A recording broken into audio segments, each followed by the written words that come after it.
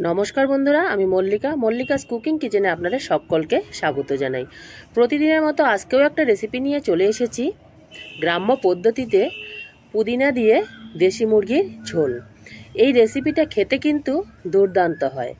আর এই রেসিপিটা আমি কিভাবে রান্না করি সেটাই আজকে আপনাদের সঙ্গে শেয়ার করব। খুব কম মশলায় এই রেসিপিটা রান্না করব। তো চলুন তাহলে শুরু করে দেওয়া যাক। পুদিনা দিয়ে দেশি মুরগির পাতলা ঝোল। তো এর জন্য আমি এখানে দেশি মুরগির মাংস নিয়েছি 1 কেজি, আর লেগ পিস সহকারেই মাংসটা নিয়েছি, একবারে পরিষ্কার করে ধুয়ে নিয়েছি। আর একটা থালায় আমি সাজিয়ে নিয়েছি পেঁয়াজ কুচি, আর রসুন, আদা, কাঁচা লঙ্কা, টমেটো, আর সাথে নিয়েছি পুদিনা পাতা আর একটা লেবু। এটা দিয়ে এই রেসিপিটা রান্না করব। আর এদিকে একটা ব্লেন্ডার নিয়ে নিয়েছি। ব্লেন্ডারের মধ্যে আমি পেঁয়াজ কুচি মানে অর্ধেকের থেকে একটু বেশি দিয়ে দিলাম। দেওয়ার পরে সাথে আদা কুচি, রসুন, কাঁচা লঙ্কা, টমেটো সব কিছু দিয়ে একটা ভালো করে পেস্ট আমি বানিয়ে নেব।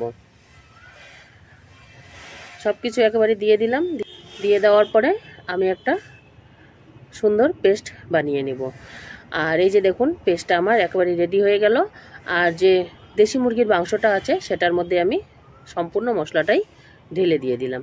ঢেলে দেওয়ার পরে যে লেবুটা নিয়েছি, লেবুটা একটু রসটা আমি বের করে নিচ্ছি। আর লেবুটার রসটা বের করে নিয়ে নেওয়া হয়ে গেল। এখন বাকি মশলাগুলো আমি এখানে অ্যাড করে দিয়ে দিব। পরিমাণ মতো হলুদ গুঁড়ো, আর ছোট চামচে 1 চামচ জিরা গুঁড়ো, আর 1 চামচ ধনিয়া গুঁড়ো দিয়ে দিলাম। আর এখন স্বাদ মতো একেবারেই লবণ আমি দিয়ে দিলাম। আর এখন পরিমাণ মতো একটু সরষের তেল আমি দিয়ে দিলাম, বেশি না, একেবারেই পরিমাণ মতো দিয়ে দেওয়ার পরে মাংসটাকে এখন ভালো করে মশলার সঙ্গে কষিয়ে নিতে হবে। মোটামুটি 2 থেকে 3 মিনিট সময় ধরে কষিয়ে নিতে হবে, আর ভালো করে ম্যারিনেট করে নিতে হবে। আর ভালো করে আমার মিশিয়ে নেওয়া হয়ে গেল। আর মিশিয়ে নেওয়ার পরে আমি 10 মিনিটের জন্য এটাকে রেস্টে রেখে দিয়ে দিলাম। আর এদিকে গ্যাসে একটা কড়াই বসিয়ে দিয়েছি। কড়াইয়ের মধ্যে তেল দিয়েছি, তেলটা গরম হয়ে এসেছে। সামান্য পরিমাণে হলুদ আর সামান্য পরিমাণে লবণ আমি দিয়ে দিলাম। দিয়ে দেওয়ার পরে আমি একটা আলু কেটে রেখেছি, সেই আলুটাকেও দিয়ে দিলাম। আলুটাকে আমি এখন একটু ভেজে নেব। আমি একটা আলুই দিয়েছি, আপনারা চাইলে বেশিও আলু দিতে পারেন। আর এখন আমি আলুটাকে 1 থেকে 2 মিনিট সময় ধরে একটু ভেজে নিব। আলু ভাজা আমার হয়ে গেল। আলুটাকে এখন আমি একটা প্লেটের মধ্যে নামিয়ে নিচ্ছি। আর নামিয়ে নেওয়ার পরে ওই তেলের মধ্যে আমি ফোড়নের জন্য এখন গোটা জিরে দিয়ে দিলাম। আর এখন তেজপাতা আর 2টো শুকনো লঙ্কা দিয়ে দিলাম। সব কিছু দিয়ে দেওয়া হয়ে গেল। ফোড়নটা আমার খুব সুন্দর ফুটে উঠেছে। আর যে বাকি পেঁয়াজটা আমি রেখেছি সেই পেঁয়াজটাকে আমি দিয়ে দিলাম। আর পেঁয়াজটা লাল লাল ভাজা হয়ে গেছে। লাল লাল ভাজা হয়ে যাওয়ার পরে যে মাংসটা আমি ম্যারিনেট করে রেখেছি সেই মাংসটাকে আমি দিয়ে দিলাম। এই রেসিপিটা খুব সহজেই কিন্তু রান্না করা যায়, আর খেতেও দুর্দান্ত হয়। এখন দিয়ে দেওয়ার পরে এখন আমি একটু ভালো করে নেড়ে চেয়ে নিচ্ছি। আর নেড়ে চেয়ে নেওয়ার পরে যে থালাটায় মশলাগুলো লেগে আছে, একটু সামান্য পরিমাণে জল দিয়ে মশলাটা আমি দিয়ে দিলাম।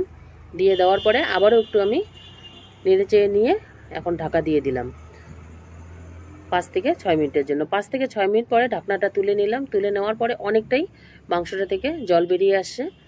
আর আবারও আমি ভালো করে একটু নেড়ে চেয়ে নিচ্ছি যতক্ষণ পর্যন্ত জলটা শুকিয়ে আসছে আর মশলাটা ভালো করে কষানো না হচ্ছে, ততক্ষণ পর্যন্ত আমি মশলাটাকে কষাতে থাকবো। এরই মধ্যে যে পুদিনাটা আমি রেখেছি, পুদিনা পাতা, সেই পুদিনা পাতা পেস্ট করে আমি দিয়ে দিলাম। পুদিনা পাতাটা কিন্তু আগেও দেওয়া যেত, কিন্তু আগে দিলে যে পুদিনা পাতার যে একটা গন্ধ বা স্মেল সেটা কিন্তু পাওয়া যেত না। এর জন্য পুদিনা পাতাটাকে মাংসটা কষানো হয়ে যাওয়ার পরে অবশ্যই কিন্তু দিবেন। আর এখন ভালো করে আমি মাংসটাকে আবারও কষিয়ে নিলাম। কষিয়ে নেওয়ার পরে এখন গরম জল আমি পরিমাণ মতো দিয়ে দিলাম। আপনারা যদি বেশি পাতলা ঝোল খেতে চান তাহলে অবশ্যই আরেকটু জল দিয়ে দিবেন। আর দেশি মুরগির মাংস একটু সিদ্ধ হতে সময় লাগে, তাই একটু জলের পরিমাণটা বেশি দিতে লাগবে। আর জলটা দিয়ে দেওয়ার পরে আবারও আমি ভালো করে একটু নেড়ে চেয়ে নিলাম। নেড়ে চেয়ে নেওয়ার পরে এখন আমি ঢাকা দিয়ে রেখে দেব 5 থেকে 7 মিনিট সময়ের জন্য। 5 থেকে 7 মিনিট পরে আবারও আমি ঢাকনাটাকে তুলে নিচ্ছি। আর ঢাকনাটা তুলে নেওয়ার পরে জলটা অনেকটাই শুকিয়ে এসেছে। আবারও আমি একটু ভালো করে হালকা হাতে নেড়েচেড়ে নিচ্ছি।